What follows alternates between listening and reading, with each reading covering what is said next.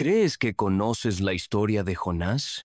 ¿Piensas que es solo el relato de un hombre y una supuesta ballena? Pues hoy, juntos, vamos a desafiar esos mitos.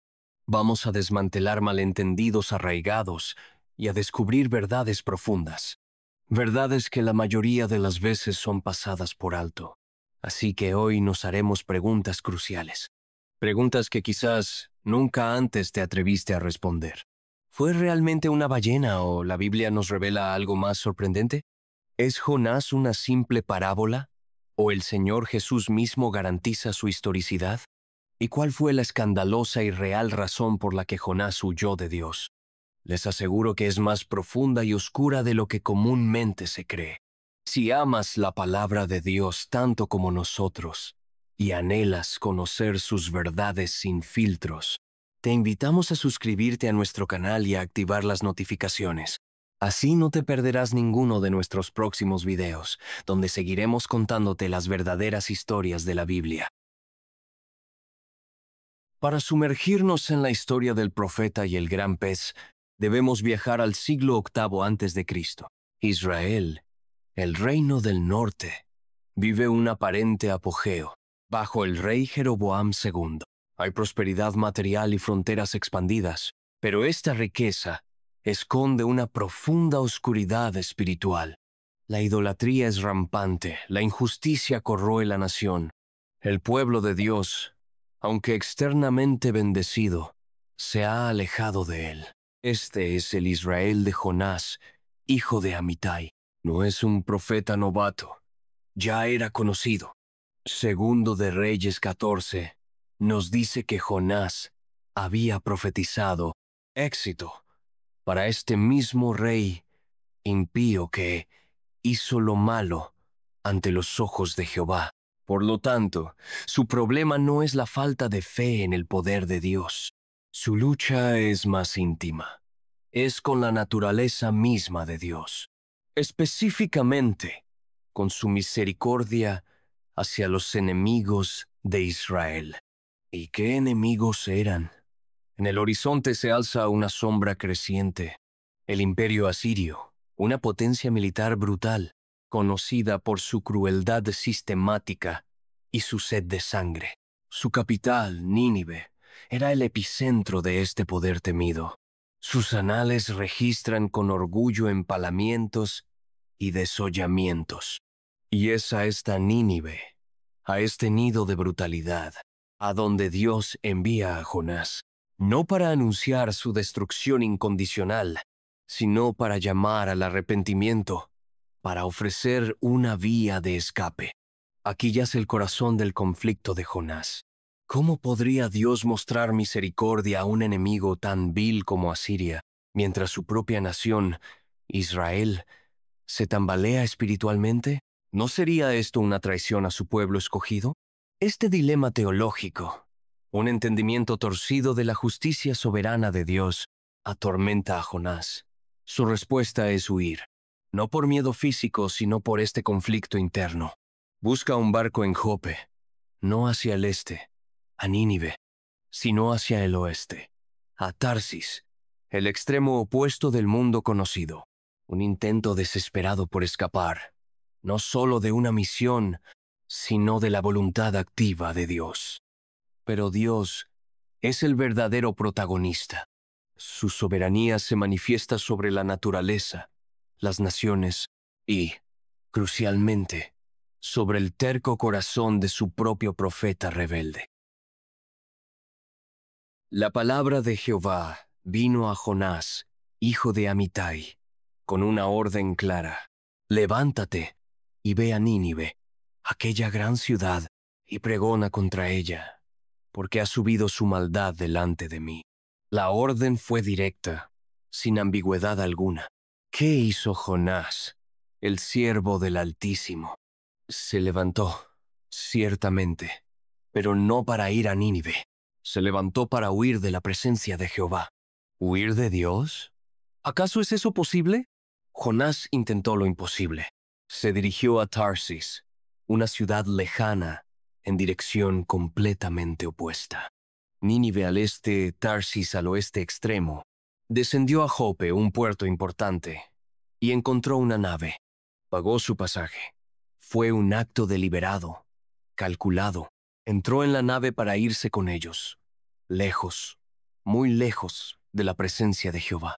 La frase se repite, subrayando la osadía de su acción. Otros profetas en la Biblia mostraron resistencia. Moisés dudó. Jeremías se sintió demasiado joven. Elías huyó de Jezabel por su vida. Pero la desobediencia de Jonás fue distinta. Fue inmediata, frontal, sin diálogo previo ni negociación. Dios dijo, ve. Y Jonás, con sus actos, dijo, no iré. No fue por miedo a los ninivitas. El texto no lo sugiere. Huía de la presencia de Dios, como si pudiera encontrar un lugar donde la voz de Dios no pudiera alcanzarlo. Una completa ilusión. El salmista David lo expresó con claridad. ¿A dónde me iré de tu espíritu? ¿Y a dónde huiré de tu presencia? Jonás, el profeta, conocía estas verdades, pero su voluntad estaba en abierta rebelión. Su desobediencia fue activa, calculada. Emprendió un arduo viaje y pagó un precio considerable para poner la mayor distancia posible entre él y la voluntad de Dios. Este es el comienzo de la historia. No con un héroe obediente, sino con un profeta fugitivo, un hombre corriendo en la dirección equivocada. Este acto define el conflicto central, la lucha interna de Jonás y la soberanía persistente de Dios. Pensó que podía escapar, pero la historia y la gracia perseguidora de Dios apenas está por comenzar. Jonás está en la nave, huyendo a Tarsis, creyendo ingenuamente haber escapado del Dios Todopoderoso, pero la respuesta divina fue inmediata y soberana. Jonás capítulo 1, versículo 4.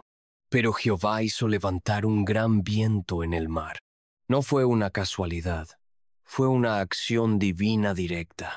El resultado fue aterrador.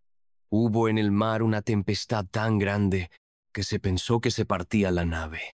La mano de Dios estaba persiguiendo a Jonás. Los marineros, hombres experimentados, reaccionaron con pavor. Comprendieron que no era una tormenta normal. Los marineros tuvieron miedo, y cada uno clamaba a su Dios. En su desesperación, arrojaron los enseres al mar para aligerar la nave. ¿Y Jonás? ¿Dónde estaba el profeta de Dios en ese momento? ¿Orando a Jehová? No. Jonás había bajado al interior de la nave y se había echado a dormir. Un sueño profundo, quizás de negación o agotamiento espiritual.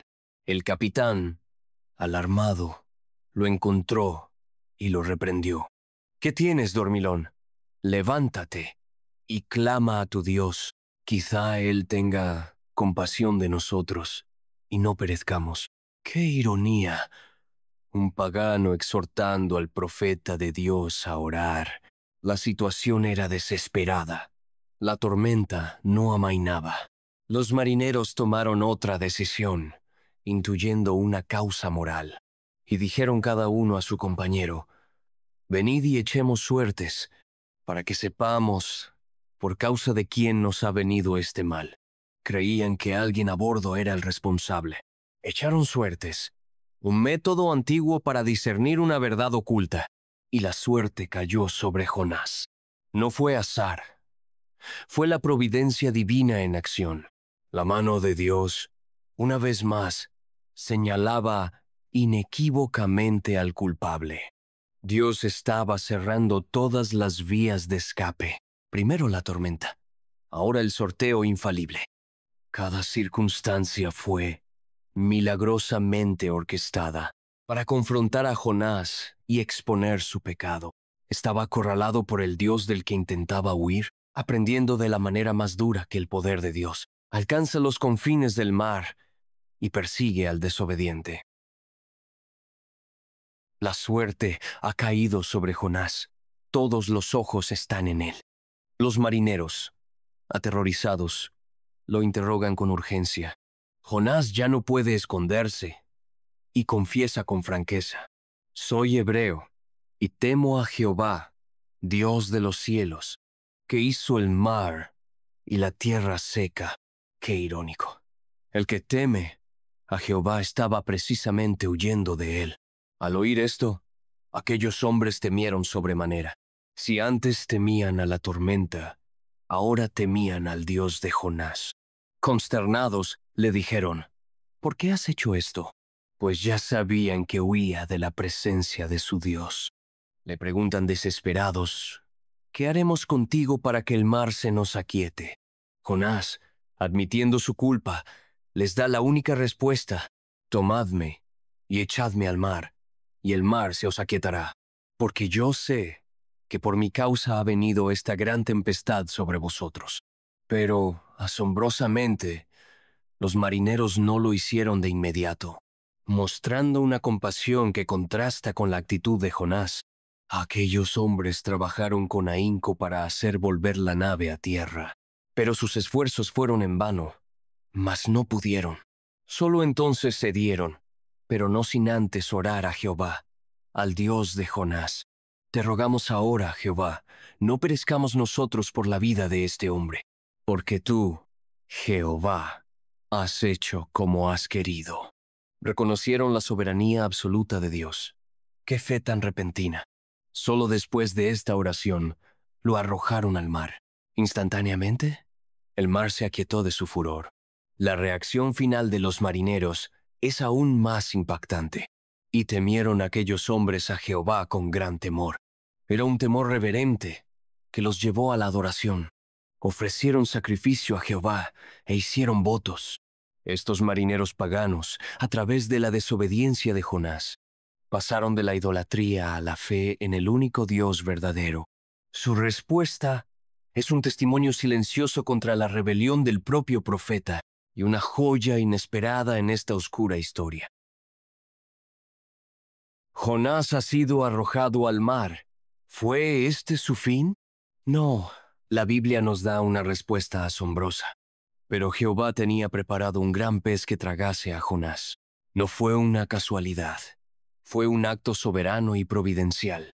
Dios preparó esta criatura para rescatar a Jonás, no para destruirlo.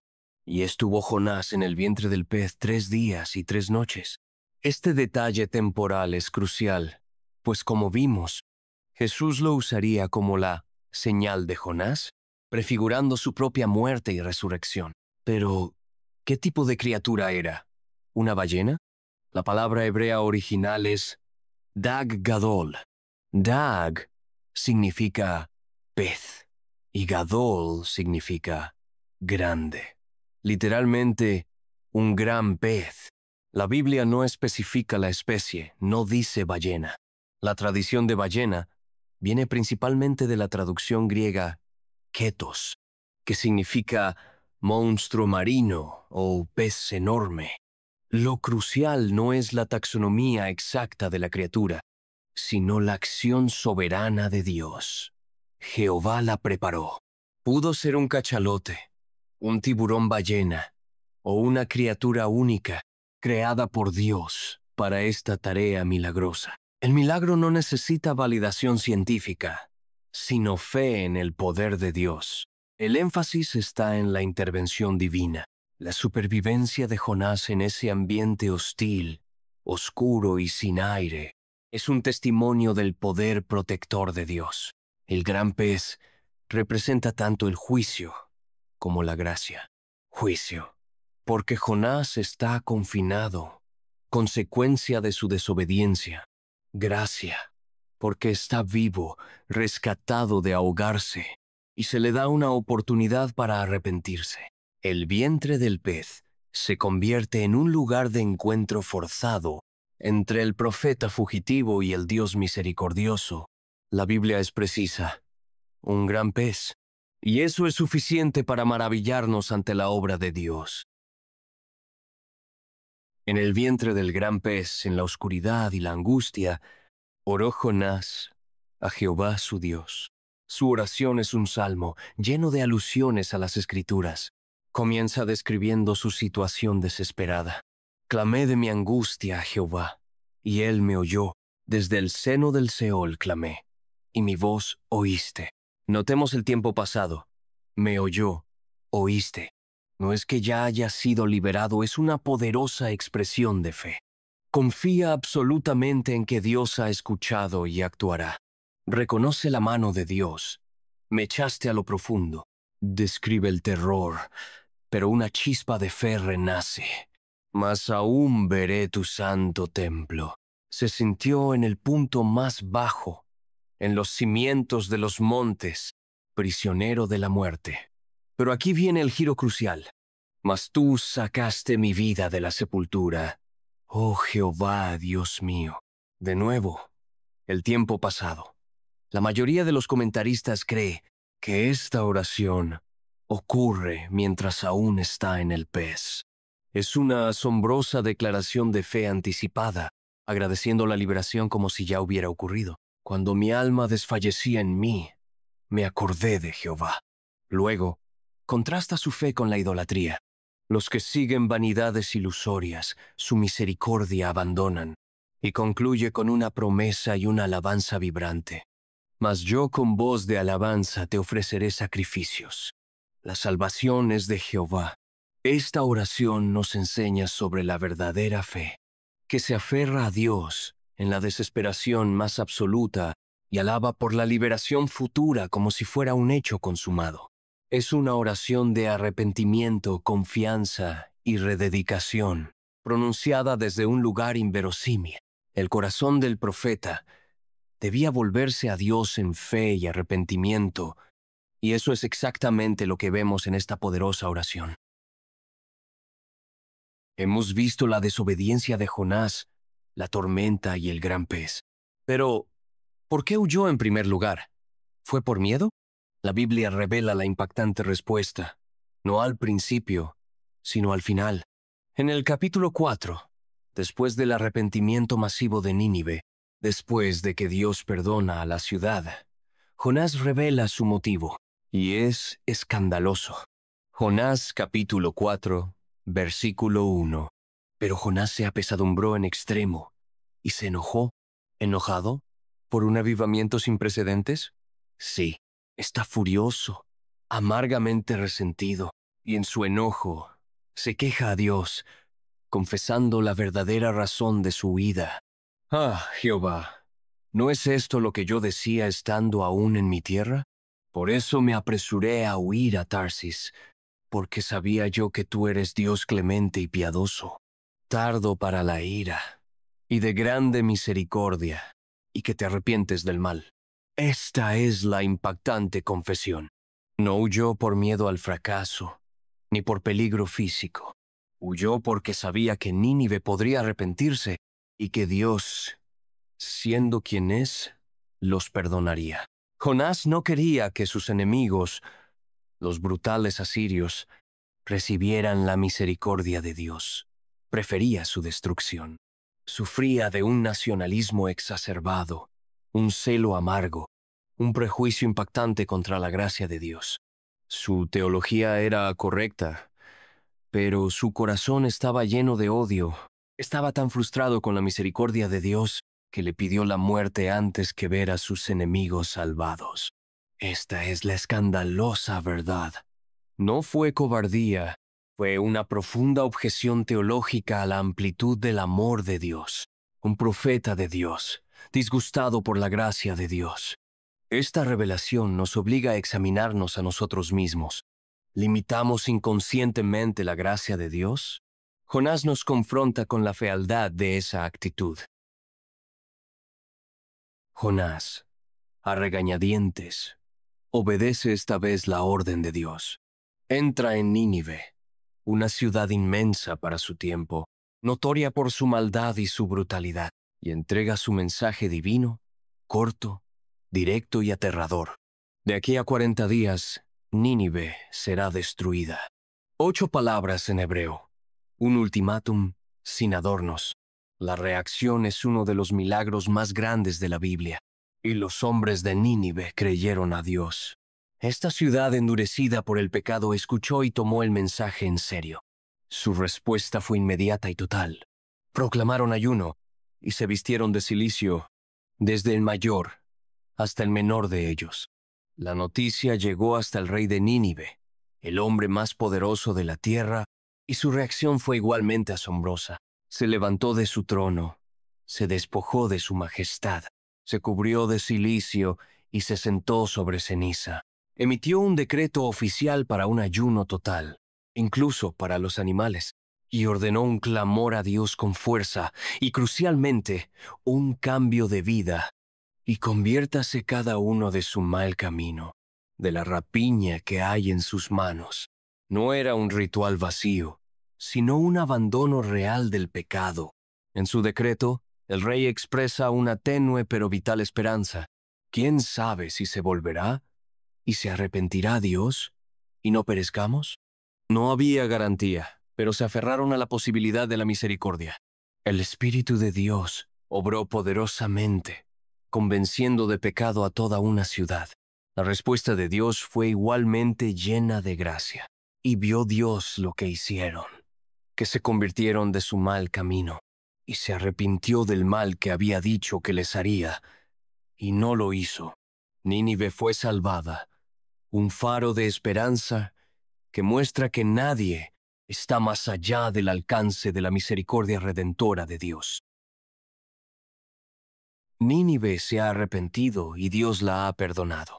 La reacción de Jonás: se apesadumbró en extremo y se enojó. No hay alegría, solo una profunda e intensa ira. Su enojo es tan grande que le dice a Dios: te ruego que me quites la vida. Una pataleta espiritual de proporciones épicas. Dios, con infinita paciencia, le responde con una pregunta penetrante: ¿haces tú bien en enojarte tanto? Jonás no responde. Sale de la ciudad, se construye una enramada y se sienta a esperar, todavía con la perversa esperanza de que Dios destruya la ciudad después de todo. Entonces, Dios le enseña una lección objetiva inolvidable. Preparó Jehová Dios una calabacera para darle sombra, y Jonás se alegró por la calabacera con gran gozo. Este pequeño alivio físico le trajo un inmenso placer. Pero al día siguiente, Dios preparó un gusano que secó la planta. Luego, preparó Dios un recio viento solano, y el sol hirió a Jonás. Miserable, vuelve a desear la muerte, esta vez por la pérdida de la planta. Dios le pregunta de nuevo: ¿tanto te enojas por la calabacera? Y Jonás responde con vehemencia: mucho me enojo, hasta la muerte. Aquí viene el clímax de la lección de Dios. Tuviste tú lástima de la calabacera, en la cual no trabajaste, y no tendré yo piedad de Nínive, aquella gran ciudad donde hay más de 120,000 personas que no saben discernir, y muchos animales. La comparación es devastadora. Jonás se preocupa más por una planta y su propia comodidad que por 120,000 almas humanas. La lección expone la mezquindad del corazón de Jonás y magnifica la grandeza incomparable del corazón compasivo de Dios. ¿Es la historia de Jonás un relato real o una simple parábola? Un hombre sobreviviendo 3 días dentro de un gran pez suena increíble. ¿Podemos tomarlo literalmente? El testimonio que zanja la cuestión de la manera más autorizada posible es el del Señor Jesús mismo. Cuando los fariseos y escribas le pidieron una señal, Jesús respondió con firmeza: la generación mala y adúltera demanda señal, pero señal no le será dada, sino la señal del profeta Jonás. No dijo la parábola de Jonás, sino el profeta Jonás, una persona real. Y continuó explicando el significado: porque como estuvo Jonás en el vientre del gran pez 3 días y 3 noches, así estará el Hijo del Hombre en el corazón de la tierra 3 días y 3 noches. El paralelismo es directo y explícito. Un evento real en la vida de Jonás corresponde a un evento real en la vida, muerte y resurrección de Jesús. Si la experiencia de Jonás fuera ficticia, una mera historia, la comparación de Jesús perdería toda su fuerza y sentido. Él habla de Jonás como un hecho histórico, tan real como su propia sepultura y resurrección. La señal de Jonás es poderosa precisamente por su historicidad. Dudar de ella es socavar consciente o inconscientemente las propias palabras de Jesús. Lucas añade que, así como Jonás fue señal a los ninivitas, así también lo será el Hijo del Hombre a esta generación. Su supervivencia milagrosa validó su mensaje. Jesús mismo es la garantía de que Jonás fue un personaje real, y su experiencia, un hecho histórico con un asombroso peso profético, una prefiguración de la muerte y resurrección de Cristo, el evento central de toda la fe cristiana. El libro de Jonás termina abruptamente, de manera sorprendente, con una pregunta de Dios a Jonás que queda sin respuesta. ¿Y no tendré yo piedad de Nínive, aquella gran ciudad? Y eso es todo. No hay más. No se nos dice si Jonás finalmente se arrepintió de su ira y su falta de compasión. No sabemos qué fue de él. La Biblia guarda un silencio elocuente. Este final abierto es inusual, pero intencional. En este silencio reside una de las lecciones más poderosas del libro. El final no es realmente sobre Jonás, es sobre nosotros, los lectores. La pregunta de Dios no es solo para Jonás, es para cada persona que lee esta historia a través del tiempo. Dios nos está preguntando a nosotros también, ¿entendemos su compasión infinita? ¿O somos como Jonás, más preocupados por nuestras calabaceras, nuestras comodidades, nuestros prejuicios? Al dejarlo abierto, el libro nos obliga a ponernos en el lugar incómodo de Jonás y a considerar cómo responderíamos nosotros. Nos impide juzgarlo con dureza o sentirnos moralmente superiores, porque su lucha interna es, en muchos sentidos, nuestra propia lucha. El final abrupto es como un espejo que se vuelve directamente hacia el lector y le pregunta sin rodeos, ¿y tú qué piensas de todo esto? ¿Te alegrarás de la salvación de tus Nínives? ¿O te enojarás y resentirás como Jonás? Es un llamado perpetuo a examinar nuestros corazones, a arrepentirnos de nuestro egoísmo y a abrazar la misión global de Dios con la misma compasión inmensa que Él nos ha mostrado primero a nosotros. El silencio final es, por tanto, profundamente elocuente, dejándonos con la tarea de escribir nuestra propia respuesta con nuestras vidas. Y así concluimos nuestro profundo viaje a través de la asombrosa historia de Jonás. Una historia que va mucho más allá de un hombre y un gran pez. Es un espejo del corazón de Dios y un desafío a nuestro propio corazón. Esperamos que este análisis, basado exclusivamente en las Escrituras, haya arrojado nueva luz sobre verdades, a menudo oscurecidas, porque esa es nuestra misión en la verdadera historia. Presentar las narrativas bíblicas con fidelidad, profundidad y claridad, libres de tradiciones humanas. Si amas la palabra de Dios tanto como nosotros y anhelas conocer sus verdades sin filtros, te invitamos a suscribirte a nuestro canal y a activar la campanita de notificaciones. Así no te perderás nuestros próximos videos, donde seguiremos contándote las verdaderas historias de la Biblia